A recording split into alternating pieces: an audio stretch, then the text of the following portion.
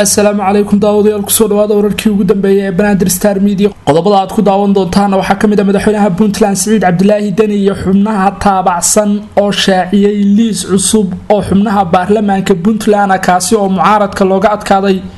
iyo gudoomiyaha guddiga xalinta khilaafaadka iyo doorashooyinka Puntland oo ka hor yimid liiska xubnaha cusub ee 66 xildhibaan ee la shaaciyay oo ay ku jiraan 17 xildhibaan oo matali doona deegaanada SSC Qaatumo dowladda federaalka Soomaaliya oo shaacisay in ay duqeyn ku dishay 46 ka tirsan maleeshiyaadka al-shabaab oo ay ku jiraan horjoogayaal sare Faysal Cali Waraabe gudoomiyaha xisbiga UCID ee Somaliland oo shaaciyay in Muuse Biixi Cabdi uu ku kacay qiyaano qaran kana shaqeynayo sidii ay Somaliland ula midoobi lahayd Soomaaliya qodobada iyo kuwa kale aad ku daawan doontaan wararka warbaahinta xigta Banaadir oo diyaar garoobayo dhameystiran isu soo noqod haboon daawadayaal markale waxaad ku soo dhawaataan wararka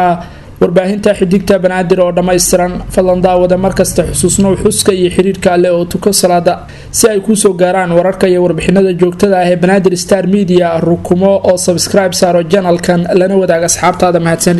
aan ku bilaabay khilaafka doorashada Puntland ayaa waji cusub yeeshay kadib markii ay xubno ka tirsan guddiga xalinta khilaafaadka iyo doorashooyinka Puntland ay arooriyadii hore shaaciyeen liiska xildhibaanada cusub ee baarlamaanka Puntland ee la wada sugayay oo ka kooban 66 mudane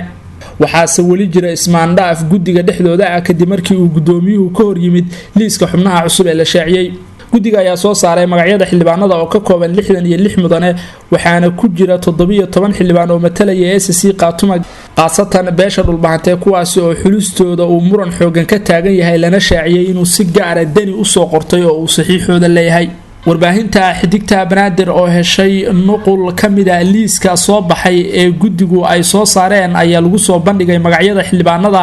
iyo deegaanada ay ka soo kala jeedaan arintan ayaa uga sii daraysa muranka haatan ka taagan doorashada Puntland maadaama horey talaabadan ay uga digeen mucaaradka iyo ismada dhaqanka Puntland oo iyagu soo jeediyay in doorashada lagu galo 49 xildhibaan sidoo kale waxay arintan ka hor imaanaysaa go'aankii garaadada dhaqanka ee SSC iyo hogaankooda oo dhawaan shaaciyay inaysan qayb ka noqon doonin doorashada Puntland ayna isaga baxeen guud ahaan maamulkaasi maadaama ay dhisteen maamul madax bannaan oo ay aqoonsatay dowladda dhexe ee Soomaaliya madaxweyne Saciid Cabdilaahi Dani ayaa ku adkaanaya in doorashada maamulka lagu galo sidii hore isla markaana aan waxba laga bedelin siday u dhisnaan jirtay Puntland ilaa amar dambe taasi oo ka dhigan in 66 xubnood lagu gali doono doorashada kuwaasi oo hadda la shaaciyay si kastaba talaabadan waxay ka dhigan tahay in Puntland ay qaadacday inay marxaladan ay fasaxdo Qaatumo maadaama ay ku gacan sayrtay go'aankeedii ka bixista Puntland xaaladda ayaa ka sii dartay markii uu gudoomiyaha guddiga doorashada iyo xalinta khilaafaadka Puntland oo ah guddiga liiskan soo saaray uu qaadacay xubnaha liiska soo baxay isaga oo sheegay in madaxtooyadu ay faafisay liiska cusub oo uusan isaga oo gudoomiye ah saxiixin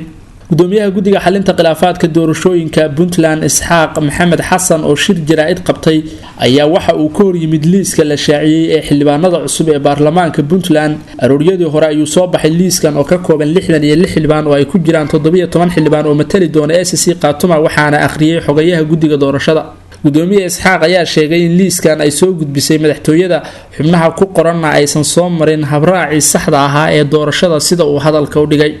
madaxtooyadu wuxuu sheegay inay liiskan soo diyaarisay isla markaana la tusay guddiga oo aan go'aan kama dambaysa laga gaarin wuxuu sheegay in xubnaha liiskooda la faafiyay aysan xitaa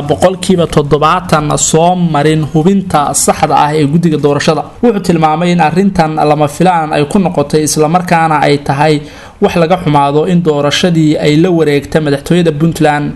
arintan wuxuu sheegay inay ku noqotay mid lama filaan ah oo ayna keeni karto khilaaf horle iyo ismaandhaaf ka curta garoowe wuxuu kaloo sheegay inuu cadeynayo inaysan waxba ka jirin liiska la shaaciyay maadaama aanu isagu saxiixin sida uu ku dooday gudoomiyaha guddiga doorashada ee Puntland gudoomiyaha ayaa ah shaqsiga leh saxiixa ugu dambeeya ee faafinta xubnaha ka mid noqonaya baarlamaanka lixaad ee Puntland hase yeeshee guddiga ayaa qayb ka mid ah waxa ay shaaciyeen liiska 66 xildhibaan oo ay wadatay madaxtooyada Puntland taasi oo ka dhigan in Dani uu doonayo in sida ugu dhaqsaha badan doorashada lagu galo aqalka baarlamaanka Puntland gaar ahaan xogayaha baarlamaanka war ka soo baxana waxaa lagu dalbaday xubnaha liiska ku xusan ee 66 xildhibaan inay soo xaadiraan xarunta golaha wakiilada Puntland ee Garowe si loo dhaariyo kadibna ay u doortaan gudoonkooda waxaana muuqata in Siciid Dani uu doonayo in doorashada la dedejiyo maadaama liiska soo baxay uu isagu faa'iido badan ku qabo oo uu mucaaradka kaga adkaaday dowladda Soomaaliya ayaa sheegtay in 46 ka tirsan maleeshiyaadka al-shabaab hal goob lagu dilay wararka naga soo gaaraya gobolka Mudug ayaa sheegaya in saq dhexe duqeymo xoogan oo ka dhacay koonfurta gobolka Mudug gaar ahaan halka lagu magacaabo jeexjeexa oo u dhow deegaanka caad ay ku sugnaayeen xubno ka tirsan kooxda al-shabaab in jab xoogan lagu gaarsiiyay kooxda sargaal ka tirsan ciidanka macuusleyda deegaanka ayaa faahfaahin ka bixiyay weerarkaasi dhanka cirka wuxuuna sheegay in lagu qaaday xubno al-shabaab oo ku sugnaa jeexjeexa howlgalku wuxuu ka dhacay meel ay isku aruursanayeen al-shabaab laakiin ciidamada dawladdu ay u dhow yihiin waxaana goobta la duqeeyay ku sugnaa tiro badan oo ka tirsan al-shabaab wuxuu intaa ku daray in howlgalku ahaa mid cirka ah isla markaana jab xoogan lagu gaarsiiyay al-shabaab ugu yaraan 46 xubnood oo kamid ahaa al-shabaabkii ku sugnaa saldhigga la duqeeyay ayuu sheegay in lagu dilay halkaasi saraakiisha ciidanka dawladda ayaa dhankooda qiray jabka soo gaaray al-shabaab iyo duqeynta ka dhacday deegaanka jeexjeexa ee gobolka Mudug waxay kaloo saraakiishu intaasi ku dareen in la burburiyay saldhiggii ay isku aruursanayeen xubnaha al-shabaabkaasi oo ay tilmaameen in ay ka difaacayeen deegaanka jeexjeexa oo dhawaan uu ka dhacay dagaal u dhaxeeyay ciidanka dawladda iyo al-shabaab welina ay kooxdu ku sugan tahay xaaladda ayaa weli kacsan mana jiro wax hadal ah oo ka soo baxay dhanka kooxda al-shabaab oo ku aadan howlgalkan ay guulaha ka sheegteen ciidamada huwanta ah ee dawladda federaalka kuwa daraawiishta galmudug iyo ciidanka deegaanku gobolada dhexe ee dalka Soomaaliya waxaa ka socda howlgallo culus oo dhul ballaaran looga qabsaday kooxda al-shabaab oo ku sugnay deegaano ka tirsan galmudug welina kooxda lagula dagaalamayo deegaanada kooban ee ay kaga harsan tahay gobolada mudug iyo galgaduud sidaan oo kale dawladda federaalka ee Soomaaliya waxay goor sii horeysay si rasmi u shaacisay magacyada horjoogayaasha al-shabaab ee lagu dilay duqeyn ka dhacday gobolka Shabeellaha Hoose duqeynta oo ka dhacday deegaanka Nuun Garee oo hoos taga degmada Awdheegle ee gobolka Shabeellaha Hoose ayaa lagu dilay laba horjooge oo mudooyinkan dambe si aad ah loogu raad joogay labada horjooge ee howlgalkan lagu dilay ayaa lagu kala magacaabaa Cumaraani Maxamed Malaaq oo ahaa horjoogihii deegaanka Bariire iyo horjoogihii Baada iyo Boobka dadka beeralayda u qaabilsanaa kooxda al-shabaab oo lagu magacaabi jiray Saabir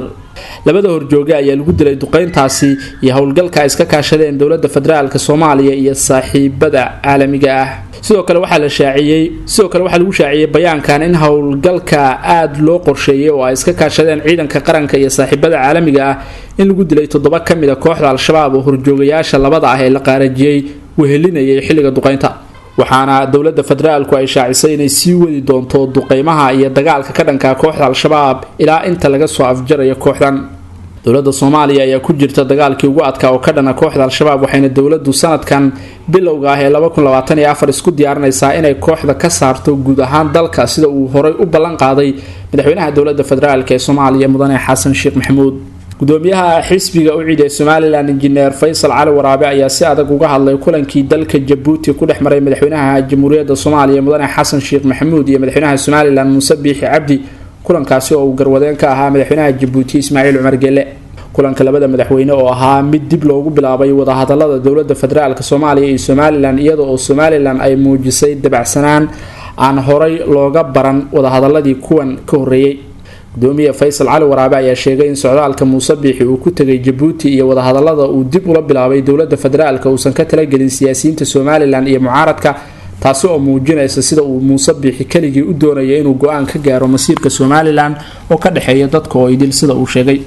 wuxuu sheegay Faysal Cali Waraabe in asbuucyadii dhawaa ay soo ifbaxayeen in Muuse uu ku talagalay in uu burburiyo Somaliland soona afjaro damci Somaliland ee gooni isu taaga iyo qorshihii ictiraaf raadinta oo uu ku biiriyo Muqdisho mar kale wuxuu sheegay Faysal Cali Waraabe in Muuse Biixi Cabdi oo horay u diiday inuu qabto doorashadii madaxtooyada Somaliland in uu hadda ku talagalay in uu kaligii tunka ku qaato qorshaha go'aanka gaarista mustaqbalka Somaliland iyo ka taqalusida go'aankii gooni isu taaga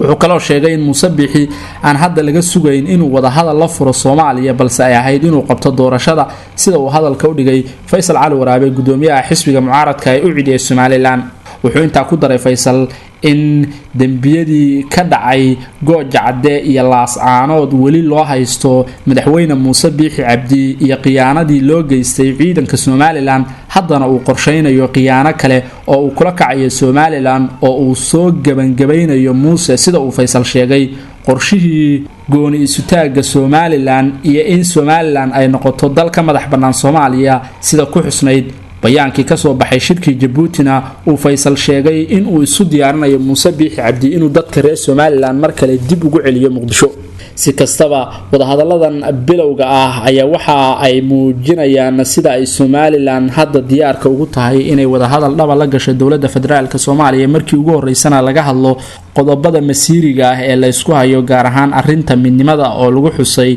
bayaankii ka soo baxay shirkii Djibouti sida muuqata madaxweynaha Somaliland ayaa doonaya in isaga oo meel fiican gaarsiiyay arinta wadahadallada uu xafiiska ka tago balse mucaaradku waxay shaki ka qabaan in Muuse uu ku talagalay inaanay Somaliland ka dambeyn oo lagu biiriyo Muqdisho ase yeeshee labada dhinac ayaa ka shaqeynaya sidii wadahadalladan ay u miro dhali lahaayeen una noqon lahaayeen kuwa guul laga gaaro oo Somaliland iyo dawladda federaalka Soomaaliya ay heshiis dhaba ku galaan waxa inta ku dhan wararkii ugu dambeeyay aad ka daawanayseen Banaadir Star Media